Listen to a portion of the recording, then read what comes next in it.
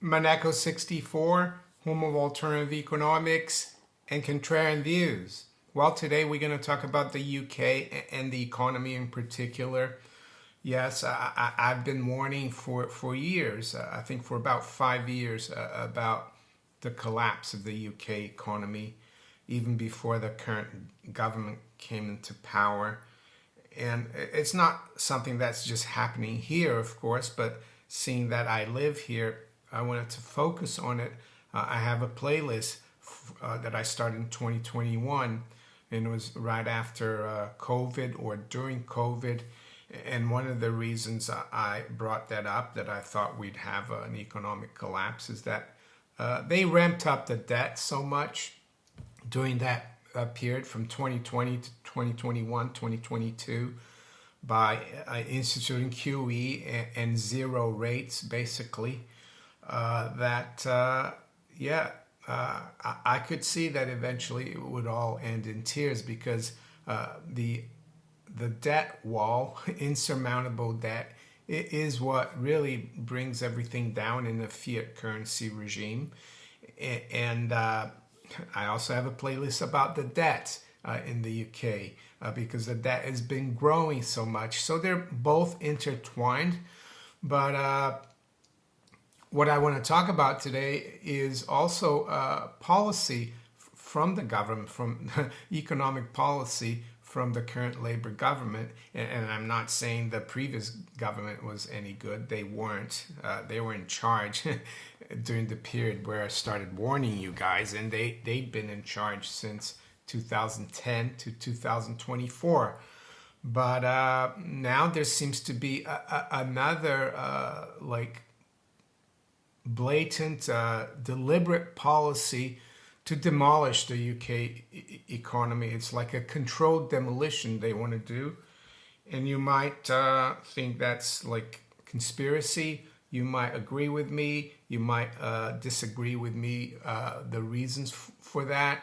I personally think, they want to eviscerate the country economically, socially, psychologically, so they can bring in this one world government, the globalists, and they can basically institute a draconian, authoritarian kind of government, which of course they're going to call it a democracy, right? They're going to have their excuses for the CBDC. CBDC is because they're going to blame the Russians for something, for the economic collapse, and they're going to say we have to do this, so on and so forth. And what I want to talk about today, though, is a story that I saw recently. It came out, let's see, last Saturday, 14th of February, Valentine's Day. And it came out in the Telegraph. I'm sure it came out elsewhere, but it says Starmer surrenders to EU net zero rules. Yes, the lifeblood of an economy is cheap energy in our current industrialized, supposedly industrialized advanced economies.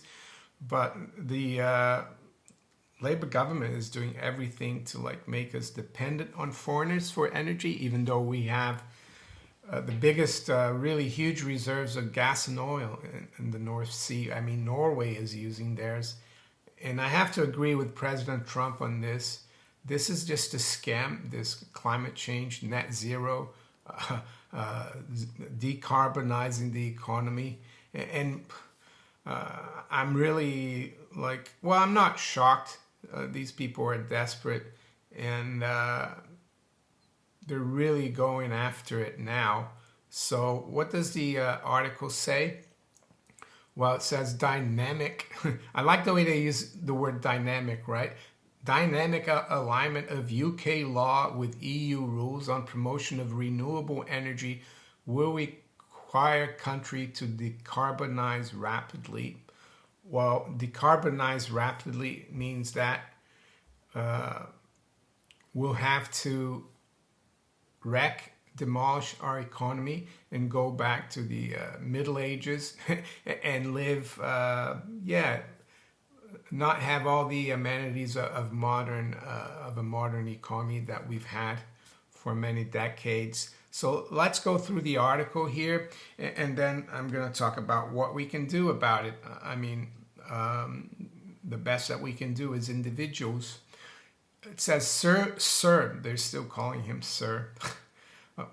Keir Starmer has drawn up plans under which the UK will ramp up its net zero targets and cede control over its energy policy as part of closer alignment with Brussels. So much for representative democracy, right? The British people voted, almost 10 years ago to leave the EU, and he's taking us back into the EU. A memorandum published by the Cabinet Office earlier this month spells out the price that the UK is willing to pay.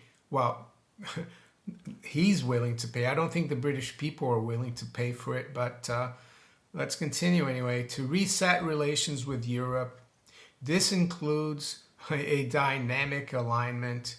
I think it means more a loser alignment, not dynamic, of British law with EU rules on the promotion of renewable energy, which would require the UK to decarbonize not just electricity, but also heating and transport rapidly.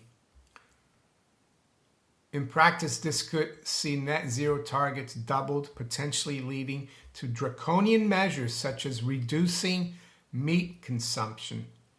That's outrageous. And restrictions on flying, wood fires, and driving. Well, and banks like NatWest, I have my account with them. They're keeping track of your carbon footprint. I told them I don't want to keep track of it, so yeah, I don't.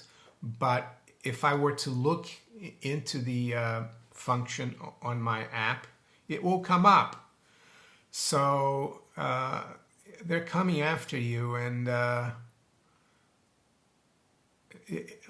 it's bad.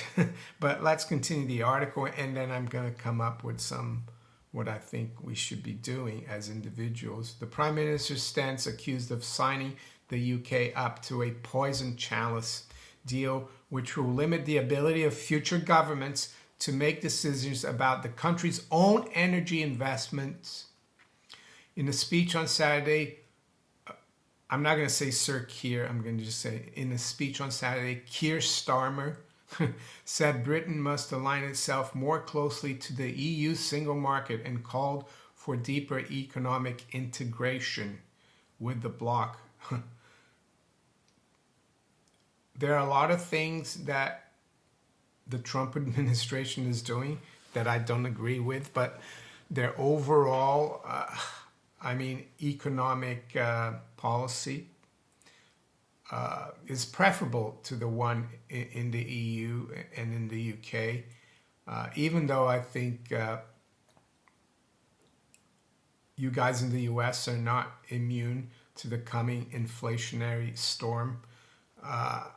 I think at least President Trump is trying to get things going again. I'm not sure if he'll succeed. I think he'll succeed, but it won't be an easy journey. You're going to have some big crises along the way. But in this country and in the EU, it seems like our politicians are not even trying. They hate humanity. They hate life. They hate prosperity. And this is what Starmer is doing. I'm going to stop right here. But what the article says, if they get this through, hopefully people will wake up and protest about this, and they might not be able to do it. But like they said, it's a poison chalice. If they get this through, it will be very hard even for, let's say, a reform government to come and reverse all this, because it's to do with international law. It won't be domestic law. So I mean, we've seen the last budget in the UK and the one previous to it. They're doing everything to destroy the private economy. They're doing everything to destroy family businesses, to destroy farms. And this is another nail in the coffin of UK PLC, hammered by Keir Starmer and his globalist handlers. That's what they are. Keir Starmer is not really in charge, nor is Rachel Reeves. They're just puppets. And if they stray from the script, of course, they'll be out like a shot. So they're desperate, and they continue to impose these policies. And of course, the debt is growing unsustainably. The economy we saw the other day is growing around 1% a year. Inflation, or CPI and RPI, is growing more like at 4 or 5. The Bank of England rate is really, is not paying investors to save. So it's a little bit like the yen. Maybe I spoke about the yen the other day, how it's hyperinflating. I think they're going to do the same thing here, and the pound will probably be the next one in line to the yen to hyperinflate, to collapse. And that's why I'll keep a hold of my gold and silver for dear life. I won't let the volatility get me off it, because it's not going to get better.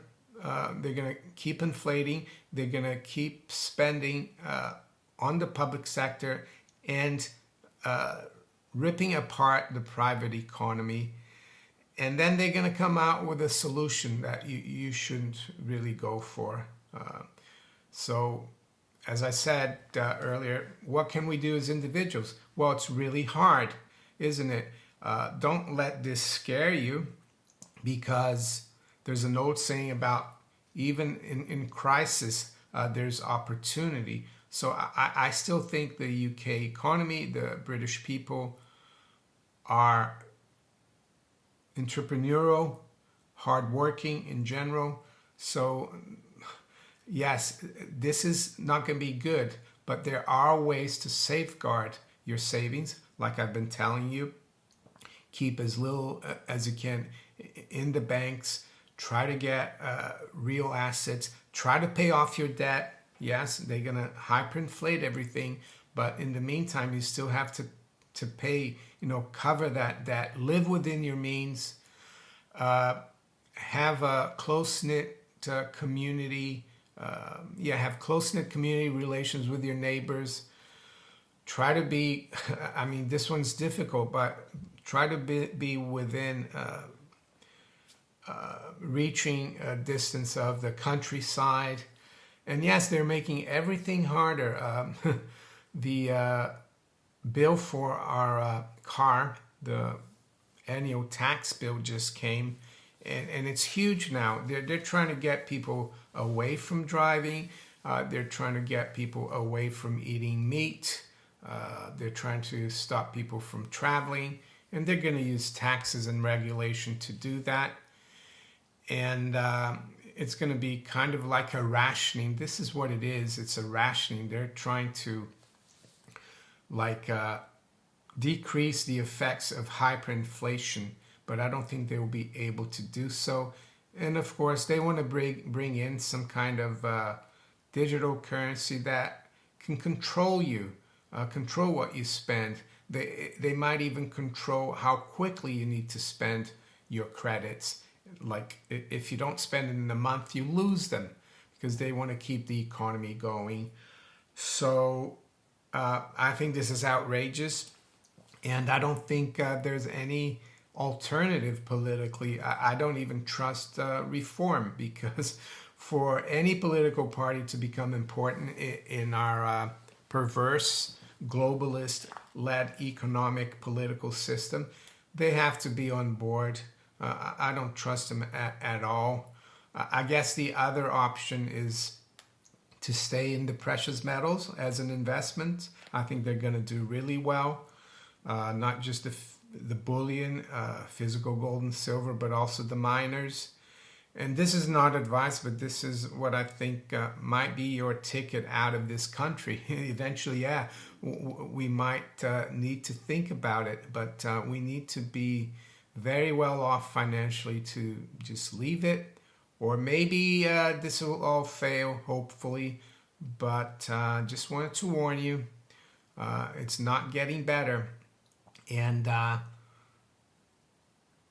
think twice before getting rid of your gold and silver because of the volatility and putting it in the bank, right? Because you put it in the bank, you're basically financing the government. Yeah, you're financing the government. So to sum up, we are in a stagflationary environment. Yes, we're not as bad as Japan in terms of the fiscal situation, but I think we'll get there. And with that, I'm going to wish you all a very good day. Take care. Bye.